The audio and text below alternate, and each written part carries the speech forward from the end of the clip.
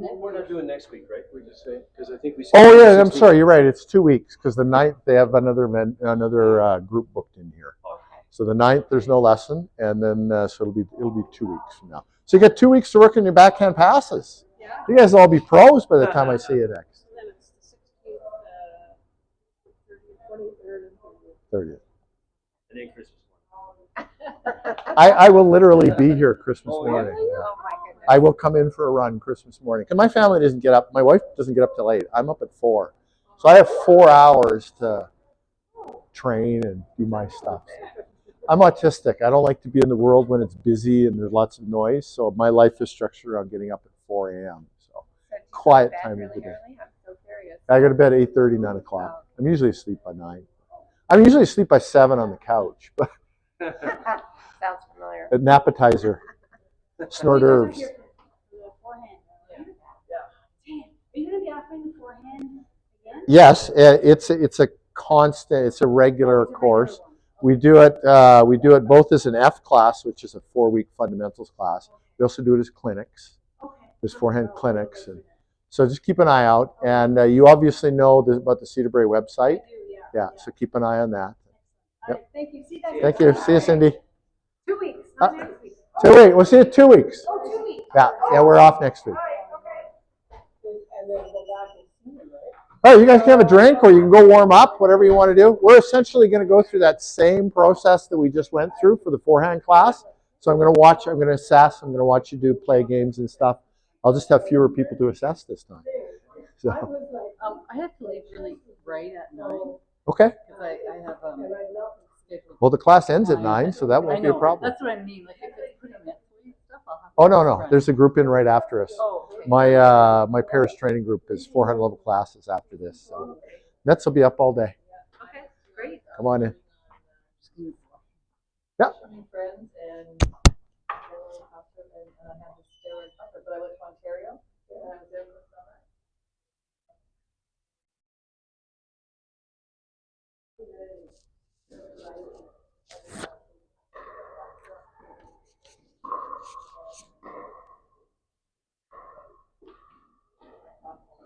Did you have fun today, Mary Ellen? Yeah, I enjoyed it. Good. I still want to do this with my grip. It's hard. Yeah. But yeah, I have to catch it now. Yeah, better to fix it now than try and struggle with it later. But in the summer, it kind of went away. I thought maybe that was the humidity. Probably was. And then in the Hi there. fall, I started it again. Hey, Janice. How you doing? Good. Have we met? Well, no, Okay. What's your name? I'm Nancy. Hi, Nancy. I'm Coach. And I see you've already met Janice. Do you guys know each other already? No, well, just I think we played. yeah. And you play here. Yeah. And do you play here as well? I just started. Okay. about- Okay. And you're playing in which group? Novice? Okay. Awesome. So I'm going to get you to write up a name tag for yourselves. I know who you are, but everybody else here doesn't necessarily know who you are. So, and then we'll do a warm up, and then I'm going to go through some stuff with you guys. That tip is a little soft, so just do this. Beginning. There we go. Let me tear off this long tail for you. There you go, Janice.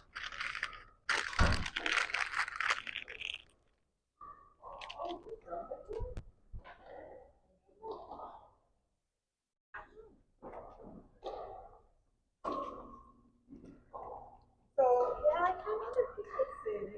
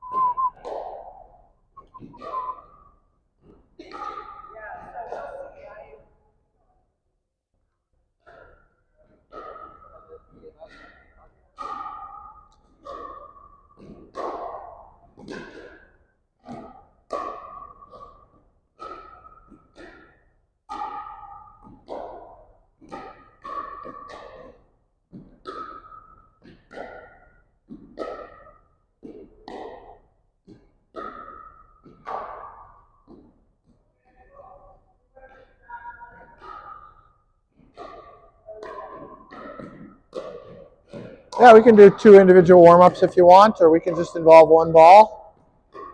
We'll do single warm-ups for now. Yeah, let's just use 1 ball. It's a little easier for you guys to control for now.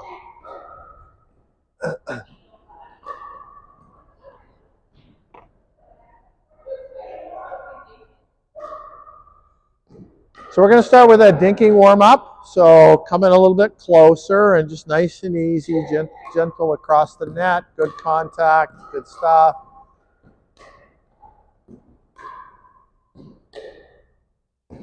Really work on nice, smooth, easy contact, controlled contact. Right on, nice.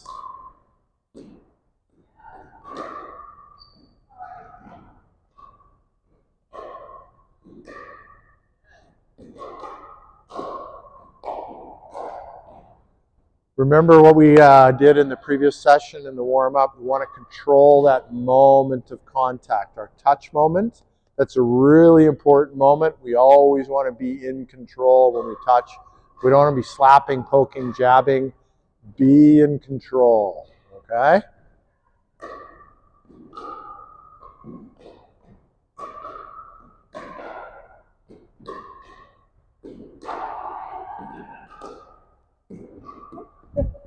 I got it. There you go, Janice.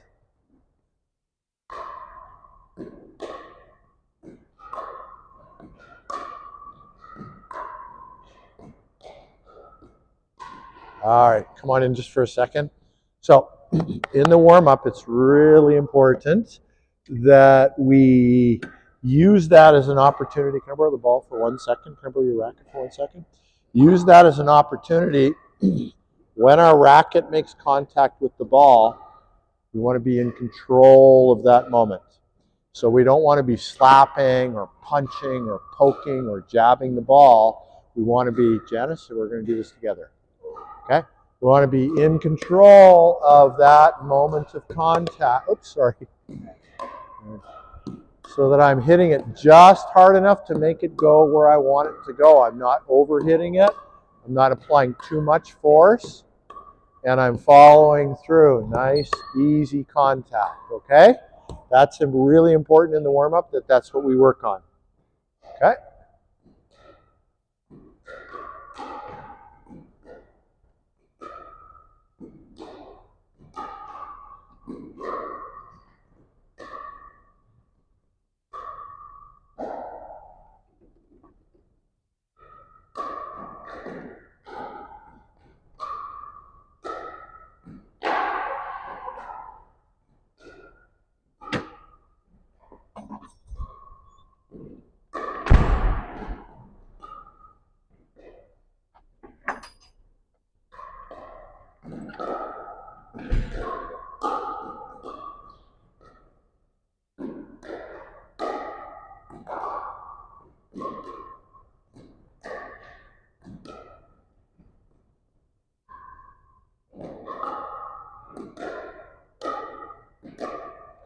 You guys are pros at this warm-up already. Okay, come on in. Come on in. Come on into the center court, please. All right, for those of you who are just arrived, Janice, you've been through this before. Nancy hasn't heard me give this speech yet. So this room is very echoey, so you're going to be able to hear me if you're in close to me. So when I call you into the center, this is exactly what I want. I want people to come in close enough where they can hear my voice without being distracted by the echoes. This room is difficult to hear in, so if you're having any trouble hearing what I'm saying, just let me know and I'll repeat myself. And don't be afraid to ask me to repeat myself. So welcome to F251. This is a forehand fundamentals class. The fundamentals that we're going to learn in this class are applicable to our forehand serve, our forehand ground stroke, our forehand volley, and in some ways to our forehand dink. The next class after this on the forehand side is advanced fundamentals, where we learn dinks and drops. But the lessons, fundamental lessons we're going to learn about contact in this class are going to apply to those strokes as well. The first thing that we dealt with was that moment of contact. Extremely important thing to understand if you're going to play pickleball is that moment of contact.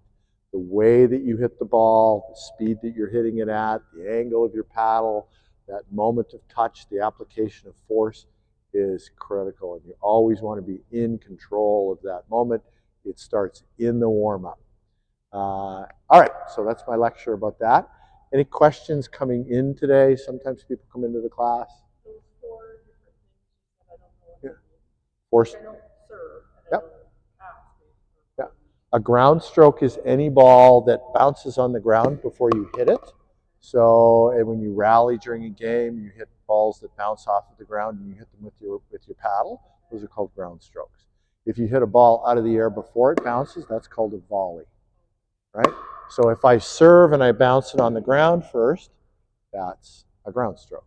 If I serve and I hit it out of the air first, that's a volley serve, right? Okay. And then a dink, you know what a dink is? Okay, dink is from the blue line to the other blue line in that no volley zone or the kitchen. So if you haven't, we remember we covered that during beginners or the A100 course. And then the other term I used was drop shots. You haven't been exposed to the drop shot yet.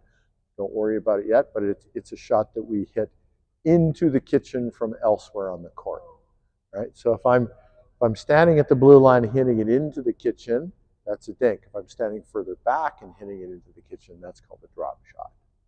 Okay? Yeah, good question. If I taught my partner for a year before I realized she didn't know what the word backswing meant. You guys know what the word backswing means? Yeah, it's so if I'm going to hit the ball towards Nancy, it's the amount that I bring my racket back before I start my swing. Yeah. So we have these little terms, and I just assume that everybody knows them, but sometimes people don't know them. So no question is a dumb question. If you have a question, other people probably don't know the answer as well. So thank you for asking that. Any other questions?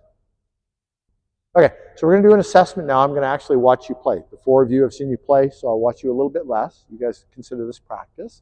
I've seen some of people play here, but not everybody. So we're going to take about 10 minutes now. We're going to play a game, an actual game, and that's going to give me an opportunity to come around and watch you guys and assess you. I'll be assessing you particularly for your forehand for this class, okay? So here's a ball for you guys. Dawn and Janice can be a team. Phyllis and Nancy can be a team.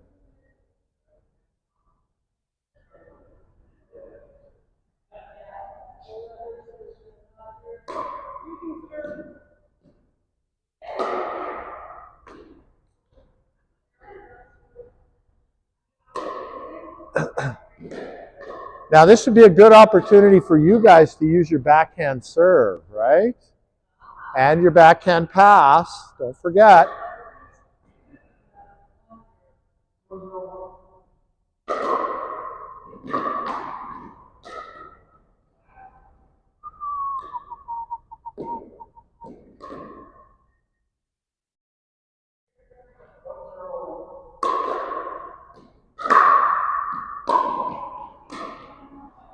That's right.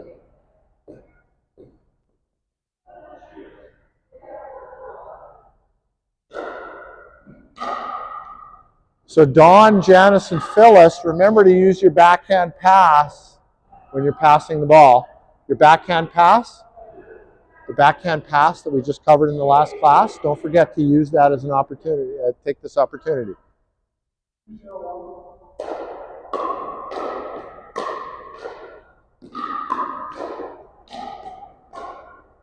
Oh, nice try.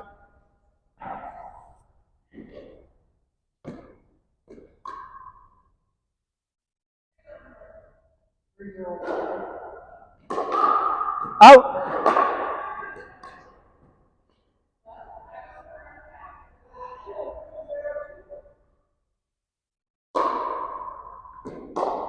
Oh, watch out.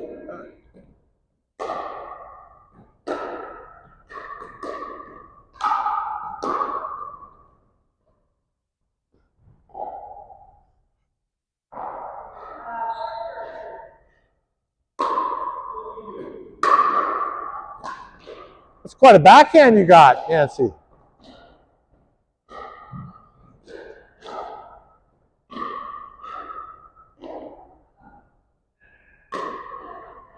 Oh, nice try.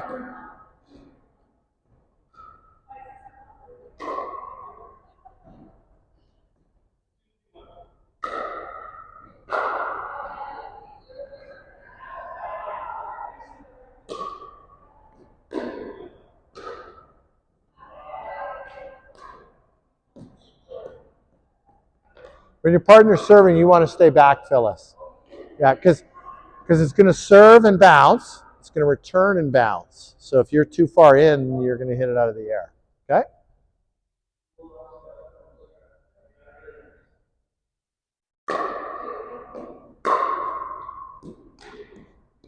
Oh.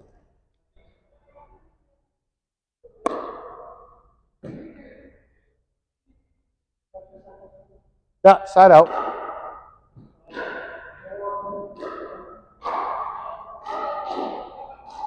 3-1-1.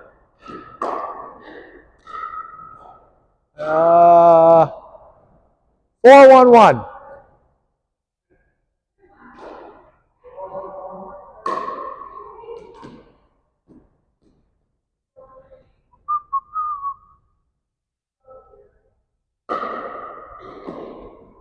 Let's try.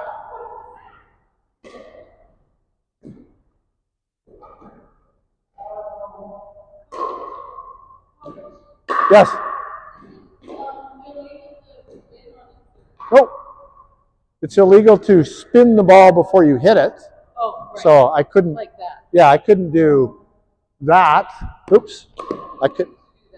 What's that? Yeah, people use. Yeah. I thought I read that you couldn't spin a serve, but maybe there's. Yeah, you can't spin the toss.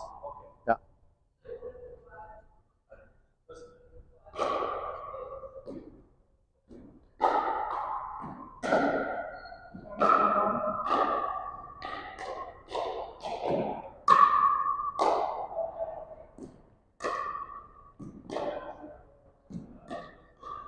But hang on.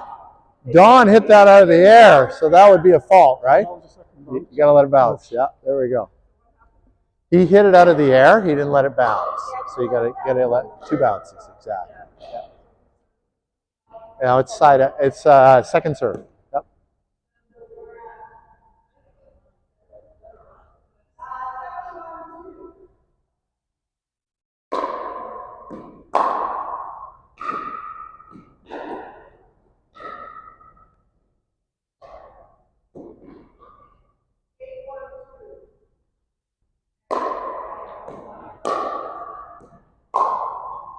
Nice try. Okay, I've seen enough. Come on in. Come on in.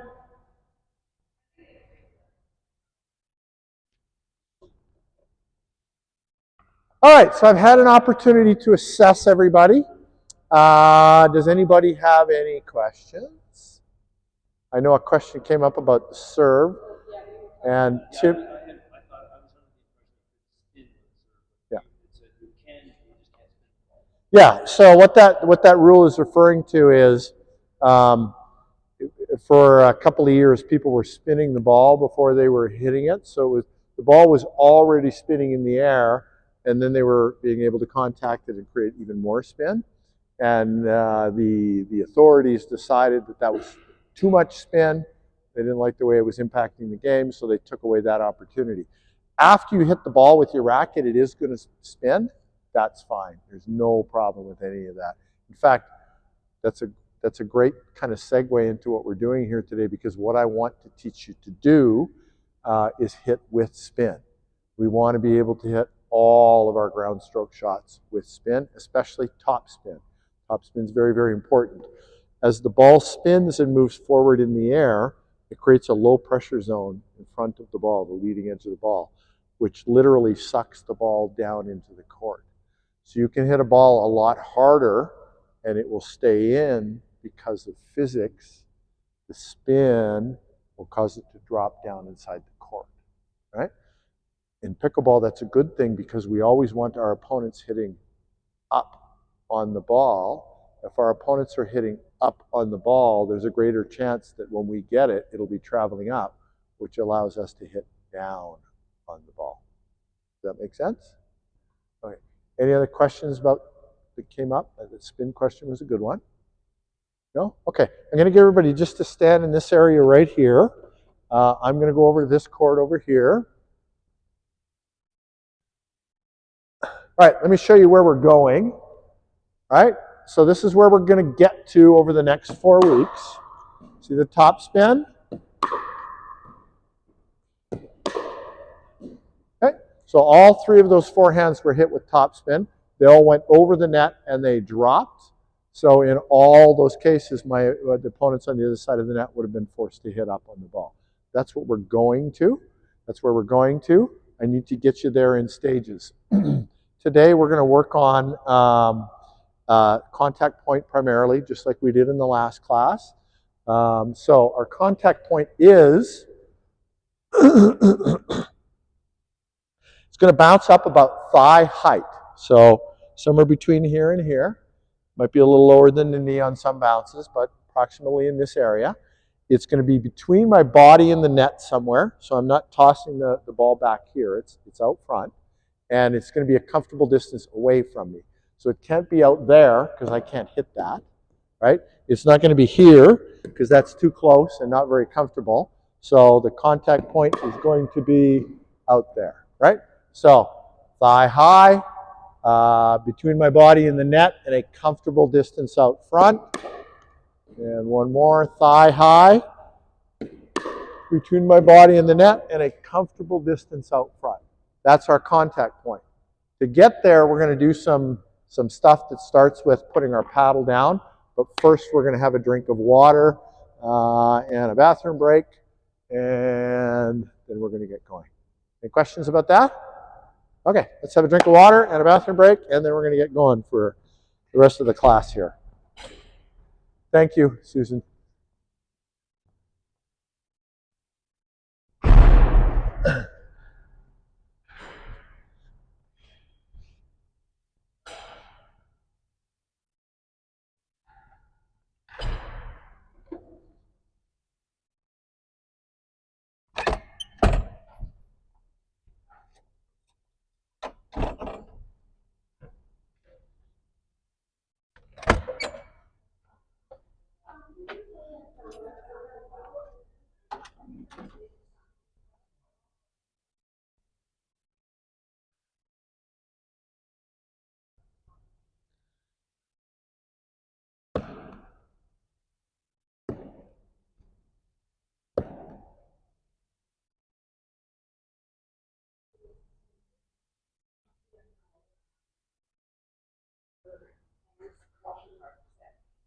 Play on a Monday, you have to sign up on the Sunday. So not just tomorrow. So I think I asked you if you play here. Did I ask you if you play here? Yes, And you do play here? yes. And you play in which group typically? Novice? Okay. Have you played other racket sports before? Yeah, tennis, squash, and badminton. Oh yeah, I can see it in your game. You have a lot of power. You have a lot of weight distribution is excellent. So your balance is good. I have to get used to that short. Yeah, new racket? Well, Is it a new racket? brand new, 'cause I just started playing this game. Okay. So I'm having to get used to something that doesn't have a long shaft. Oh, the normal 27-inch racket. I understand what you're saying. Yeah. Just evolved because I just don't have that skill. Yeah, you'll get there. It won't take you long. All right, everybody, let's go out in the lobby and have a chat.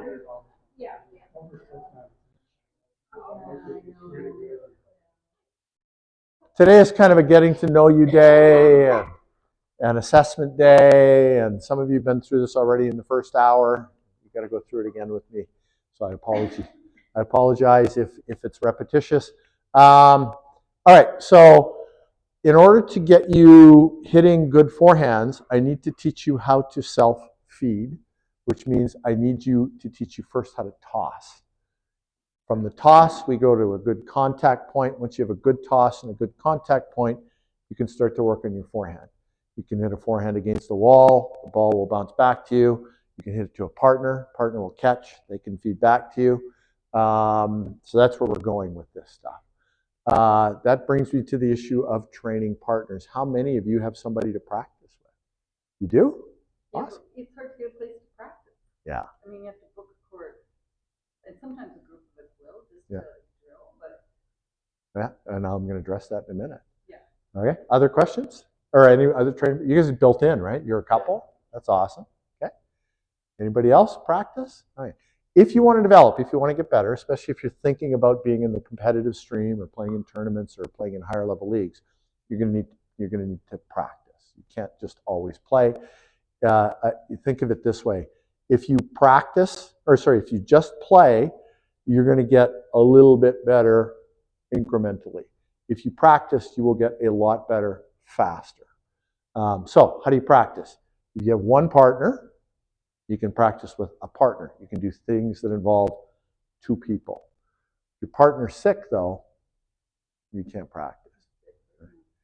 If you have four people, you can go out and you can play games, you can practice, you can do drills for four people.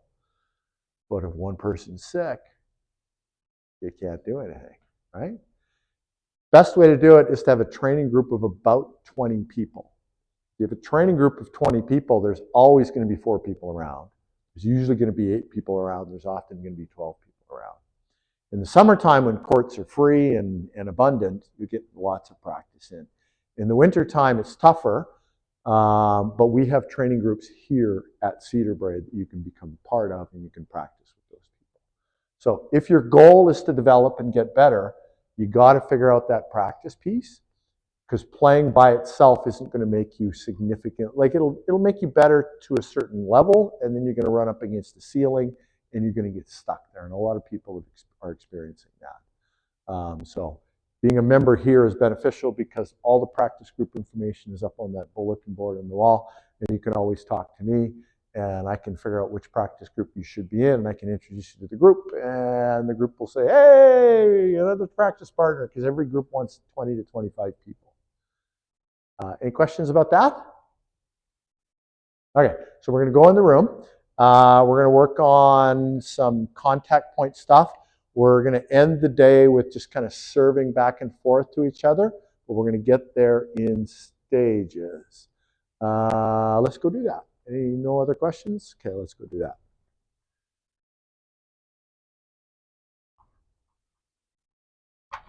All right, we're just going to put our paddles down on the ground right next to the wall. We're not going to need our paddles for this next piece. Come on over here and grab a ball. There's a ball for you, Susan. There's a ball for you, Jane.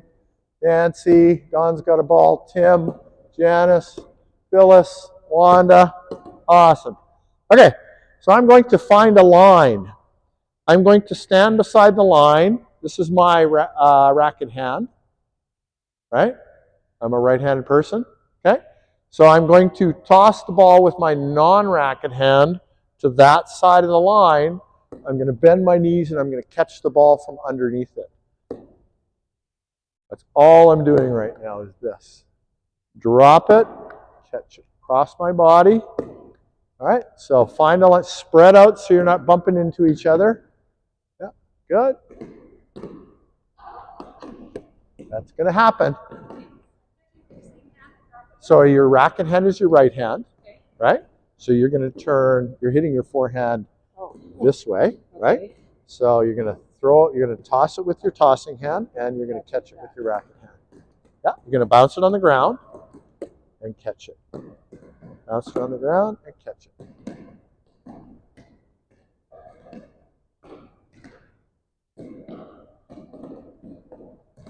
Yeah, Janice, I want you to toss fingers up. Yeah, yeah, yeah, yeah. Yeah, toss fingers up. Catch it with your other hand.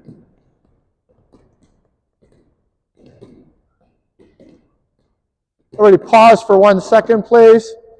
Okay, we're going to start to fine tune this a little bit, right? I don't want you to just drop it from here. I want you to give it just a little bit of a toss. It should come up to about shoulder height and then catch. So toss to about shoulder height and then catch.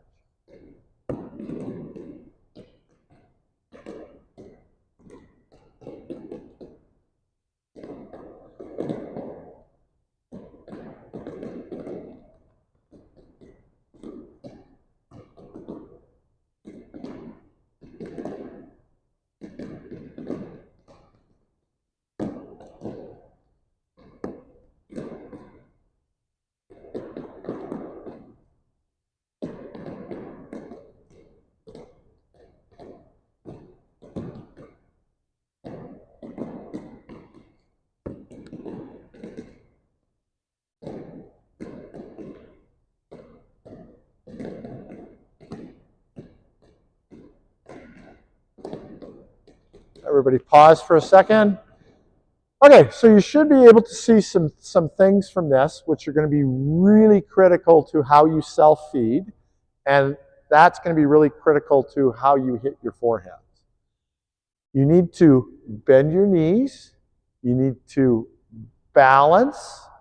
The ball can't be too far away from you. It can't be too close to you, so it needs to be what we call a comfortable distance, right? The bounce is important. If your toss is too low, the ball's going to bounce way down below your knee.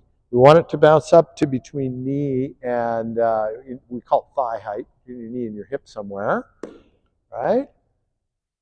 Balance is an issue. If I toss it too far out here, the foot's going to come off the ground. We don't want to be doing that quite yet. We don't want to be tossing it back here because we're not going to be able to get our palm facing in the right direction. So we can see all of these elements in this little toss. So this is your homework for this week. We're working on your forehand. You all have pickleballs, I'm sure. So you can do this in your kitchen. You can do it anywhere where there's a floor. Just work on this really smooth motion, the catch. The next thing that we're going to work on now is where our palm is facing at the moment of contact with the ball. Talked about how important that moment is. We're coming back to this. It's going to come back again and again and again with every stroke that you do in pickleball. That moment of contact. Where is our palm facing? That's what we're talking about this time. So if I'm hitting the ball towards Janice, I need to drop the ball on a line towards Janice. And when I catch the ball, my palm needs to be facing Janice. So if I drop the ball back here, is my palm facing Janice when I make contact with it? No. If I drop it out here, my palm is not facing the right way. So if I want my palm facing Janice when I catch the ball, I've got to drop it on the right line. Does everybody see that? Okay. This is a critical concept. People always think about where the racket's facing. I want you to think about where your palm is facing, because your palm, if you're holding the racket correctly, will determine where the racket is facing. Okay? So we're going to practice now. I want you to pick a target in the room, something you're aiming at. Be one of the posts or a brick on the wall or a plug-in receptacle, anything. And I want you to, right, Janice is my target now, so I'm dropping it on that line and I'm catching it with my palm facing Janice. Okay, so find a target and think about that relationship.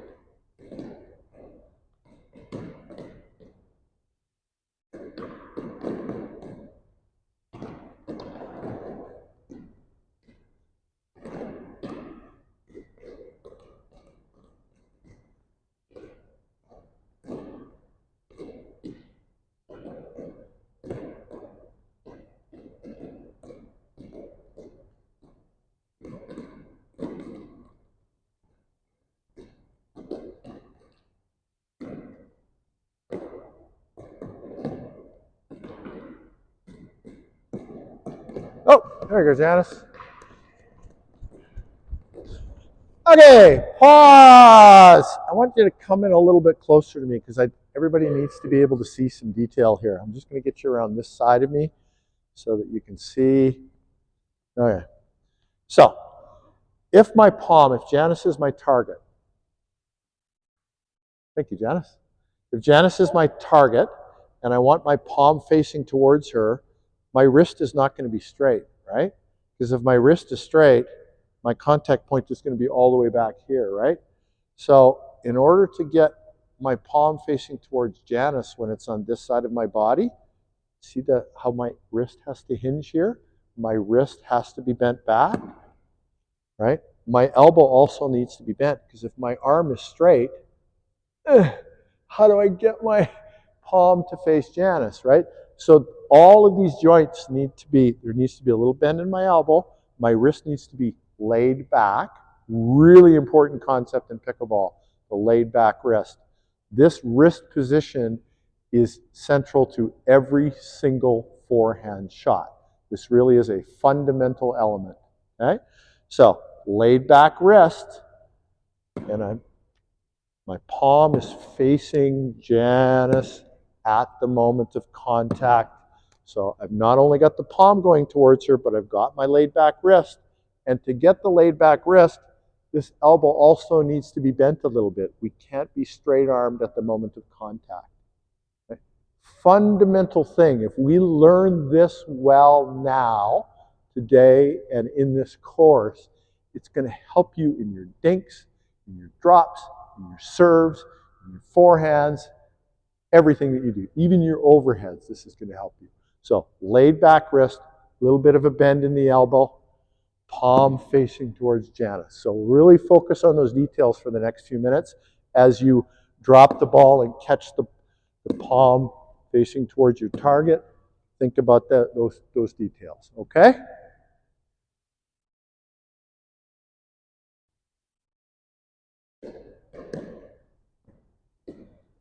Yeah, very nice. Good. Much better. You were very straight arm before. That's much better. Oh, thank you. Yeah, very good. Very good, Nancy.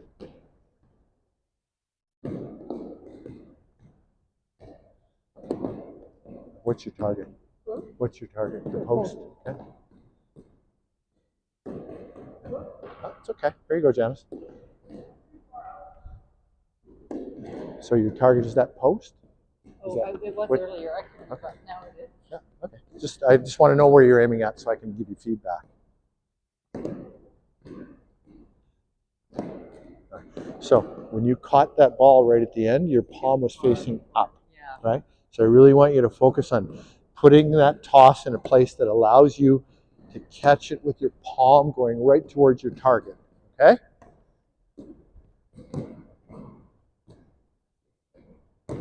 Very good. The target is here? Yeah. Okay, good. Yeah. Awesome. Oh, you're doing great, fellas.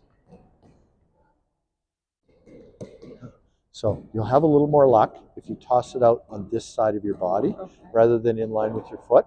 Because if you toss it out there, it's really easy for you to get your palm going in that direction. Okay? Yeah. Awesome. Wanda, Tim, Nancy, you got it?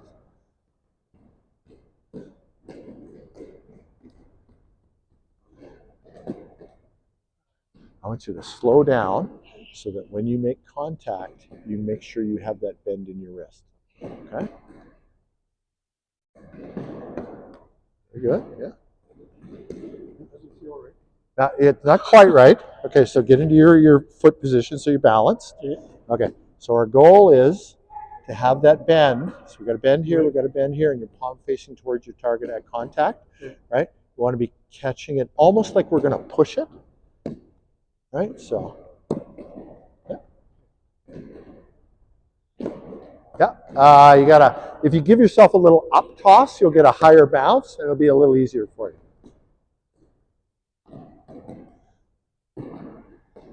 All right, everybody, that's awesome. Okay, so next step is to apply that to our rackets. I'm going to get everybody right in this area here. You're going to be facing me over here. All right, so remember the L in my wrist, the bend in my elbow? See that? I can't do that if my arm is straight or if my palm is facing the ceiling. I can't create that top spin. I can't get the rotation that I need. So that's going to be our next thing, is to hit some balls. Just let me grab some balls. Tim, can you be my partner again? Sure. You can go to the other court, grab your racket.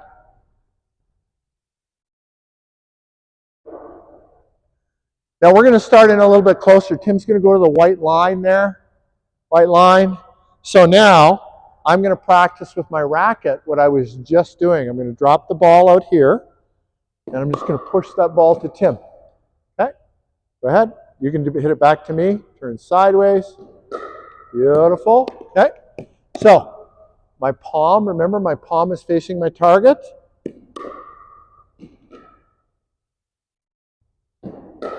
Beautiful. And one more. My palm faces my target. Right? Yes. Okay. So my contact point, thigh height, between my body and the net, comfortable distance out front. My palm is facing him. One more. Beautiful. That's all we're doing right now. So grab a partner. You're going to need one ball per partnership and your paddle, and go across the net from each other. Thank you. Was that yours? It looks like mine, so. No, you have tape on yours. Yeah, exactly. I don't know where I put mine. Oh, there it is, over there. You guys have a partner? Okay. All right, so white line to white line, just nice and easy. Work on your form, getting that palm facing your partner. You're going to go diagonally. Phyllis, you're going to be over there. You're going to be hitting back and forth with Janice.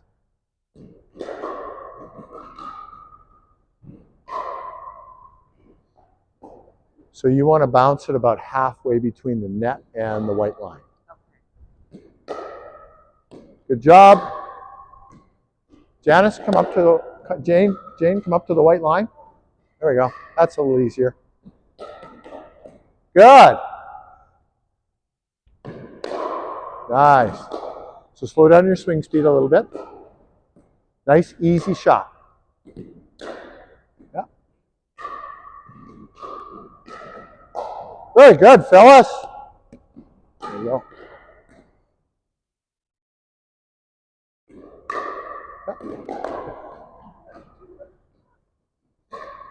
Everybody pause for one moment, please. Remember I talked about backswing, what a backswing is? We don't need any backswing for this because we're standing so close together. We're literally just going to give it a push. No backswing. There we go. Really nice, Susan. Very nice, Phyllis. Oh, 1 second. So we don't need to bring the racket back at all. You'll just be able to do this from basically right here. Okay. Right? Is my grip okay? I'm kind of using my old tensor grip. Yeah, no, that's fine. So that's what I would call somewhere between continental and eastern forehand. That's absolutely fine. And then backhand? We'll deal with back. This is not a backhand lesson. It's the same grip, so you can use continental for both forehand and backhand. If you want to change your grip for the backhand, you can. But in pickleball, you generally don't have much time to do that. So just well, if you use your continental, you can do both forehand and backhand. Okay. Very nice, Susan. Beautiful, Janice. Beautiful. Much better, Nancy. Your form was good, though. Very smooth, Tim. All right. So one is going to be our anchor. You guys are going to rotate one.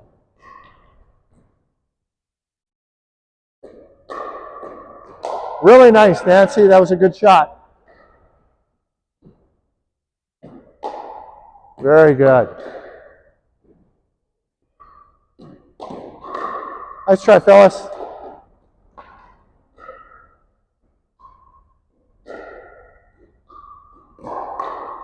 Very good. Very good. Okay. Catch that ball, Phyllis. Good. Janice is going to be our anchor. Everybody's going to rotate one position around Janice. Janice, stay there. You're our anchor. Janice, you're our anchor. You don't move. Anchors don't move. They just sit on the bottom of the ocean. You're going to be over here, Janice, or Nancy.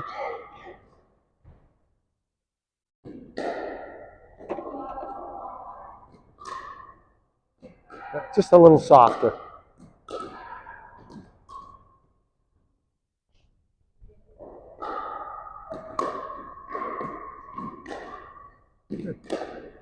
Pause, pause, pause, pause. All right, you're way too far back. So be straddling the white line here, okay?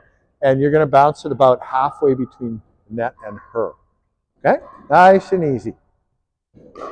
There we go, it's beautiful. Jane, there you go. Oh, sorry, that wasn't helpful. My bad. Nice. That's a really nice smooth stroke, Jane.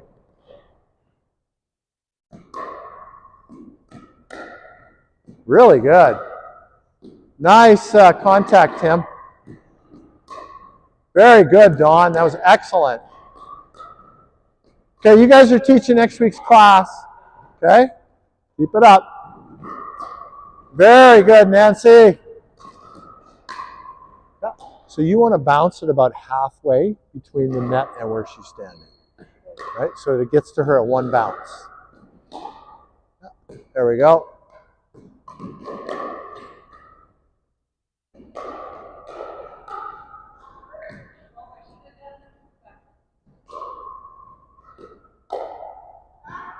It's okay.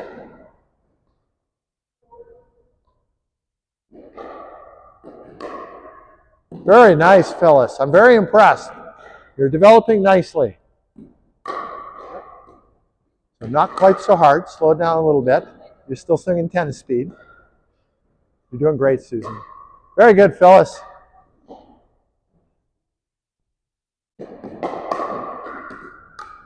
Well done.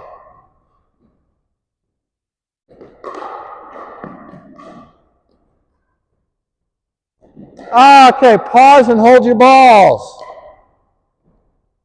Okay, we're going to try with our partners for 3 successful completions. So 1, 2, 3. So it's going to be hit and catch, hit and catch, hit and catch.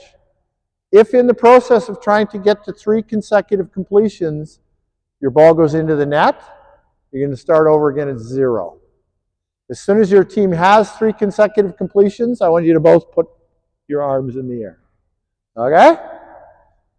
On your mark, get set, go!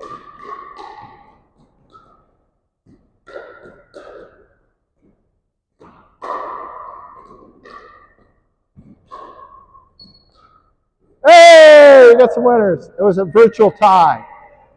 Awesome. Okay. So Wanda's going to be our anchor. The whole room is going to rotate now, though. So Janice, you're going to slide over to the far side. Phyllis, you're going to go there. Tim's got the right idea. Awesome. Okay, new partners.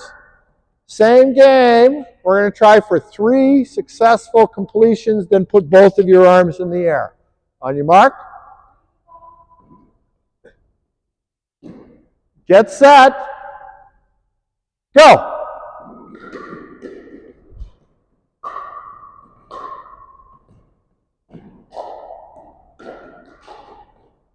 Done.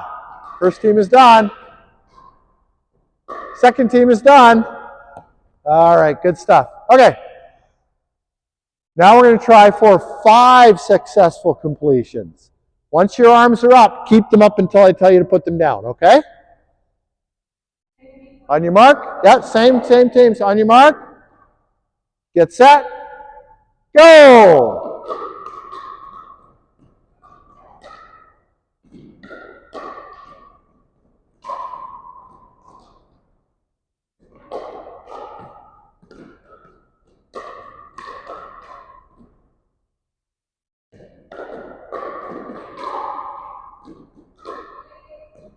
Okay, team 1 is done. Keep your arms in the air. Keep your arms in the air. Oh, look at that. Okay, everybody's done. Almost everybody's done. Okay, we're going to rotate one position. Wanda's our anchor, one position. We're going to back up to the baseline, all the way to the outside of the court. Back up.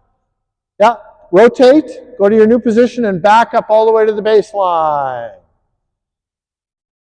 Now we're going to go for 3 successful completions, baseline to baseline.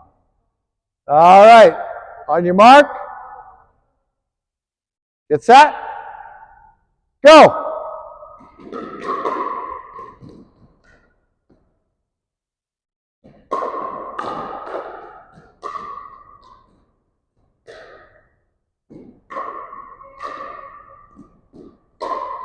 Okay, once your arms, okay, you guys are done. Let's wait for one more team. Okay, got it. Once 3 of the 4 teams are done, we'll stop. Okay, so now I want your ball to land in the serving court.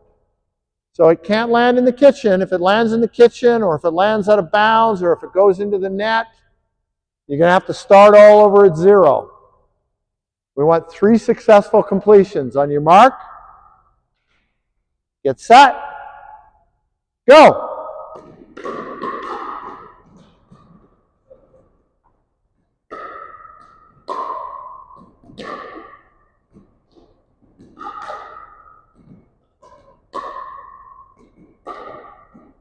One team done, 2 teams done, 3 teams done. Okay, we're going to stop.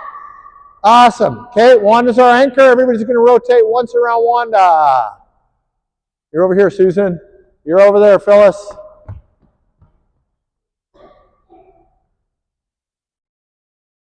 Okay, this time we're going for 5 successful completions. On your mark, get set, go.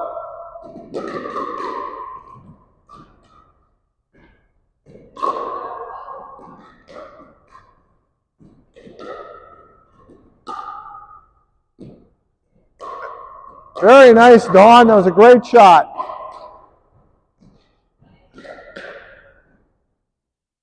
Awesome. 1 team done.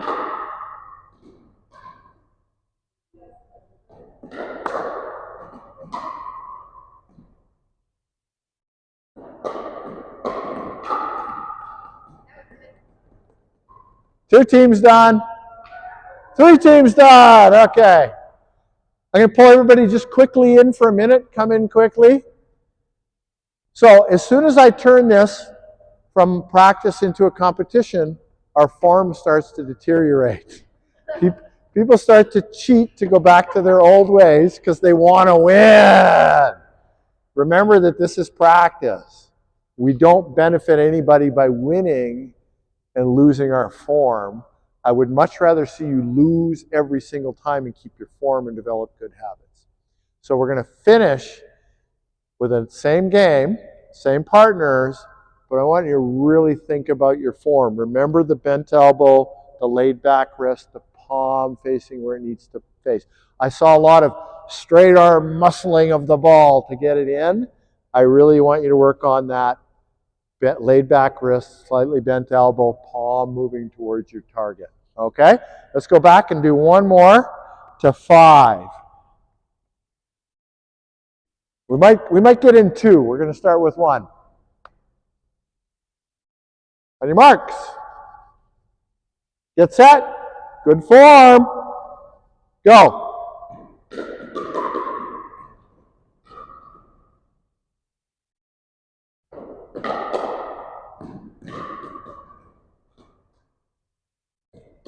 Very nice, Dawn. Good. Nice, Jane.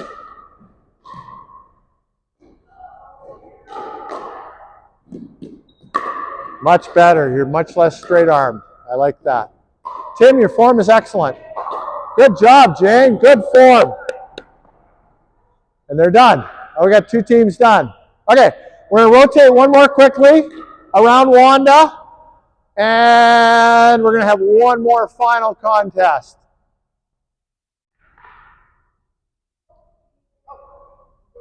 Yeah, we're rotating. You're over here. On your mark. Oh, you want a ball? Sorry. On your marks. Good form. Get set. Good form. Go. Nice form, Phyllis. The serve was out, but that's okay. Good form, Susan. I really like that.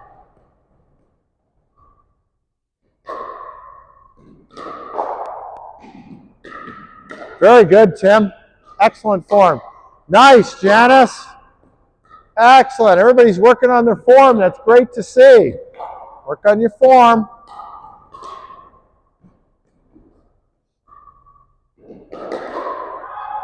Really nice, Wanda. Good form.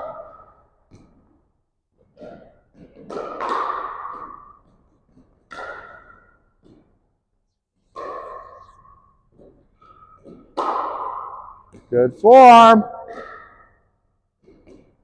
Good form.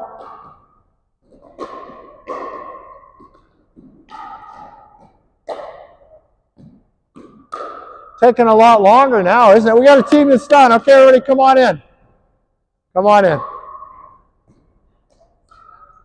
All right.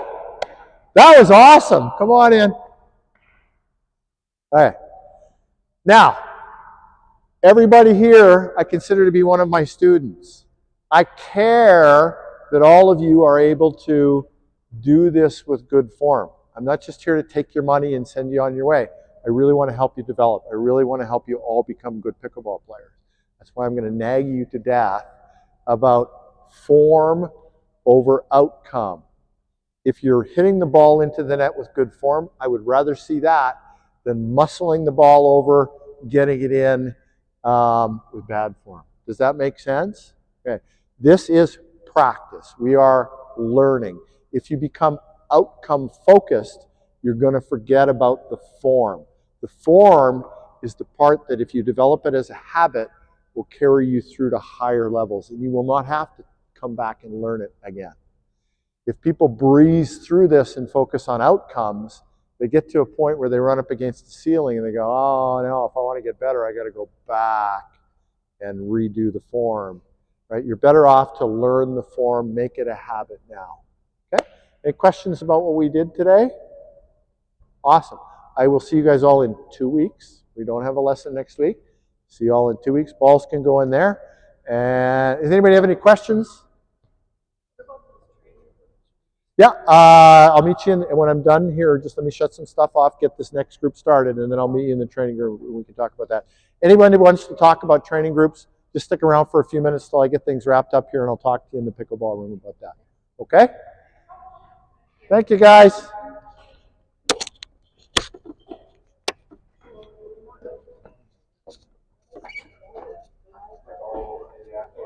All yours, guys. Morning.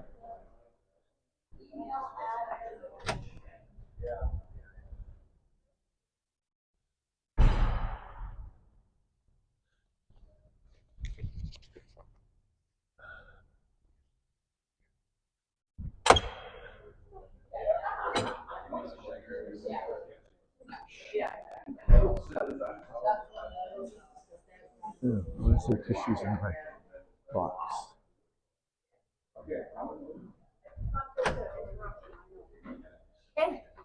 Hey, how you doing? How you doing? Can we go out? Yeah. And we can leave it like this. We'll leave the curtain open. Okay. Whatever you want to do. Yeah. I'll turn the camera on. I'll plug it in. Gary's like, Brent, I taught us to teach kids. Oh yeah, Gary DeLue, yeah. Oops. Do you have a video waiver form? Yeah, I do. Come with me.